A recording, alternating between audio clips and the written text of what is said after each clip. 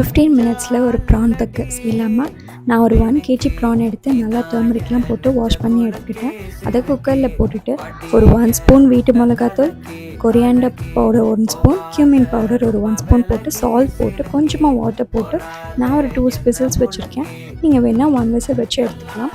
அதுக்கப்புறமா ஒரு பேனில் சின்ன வெங்காயம் வந்து ஒரு 15 to 20 எடுத்து நல்லா குட்டி குட்டியாக சாப் பண்ணிவிட்டு, அதில் கறி லீவ்ஸ் போட்டு சின்னதான ஒரு டொமேட்டோ கொஞ்சமாக சாப் பண்ணிட்டு, அப்புறமா பாயில் பண்ணி வச்சு ப்ரான்ஸ்லாம் எடுத்து அதில் ஆட் பண்ணால் இன்ஸ்டண்ட்டான ப்ரான் தொக்கு ரெடி.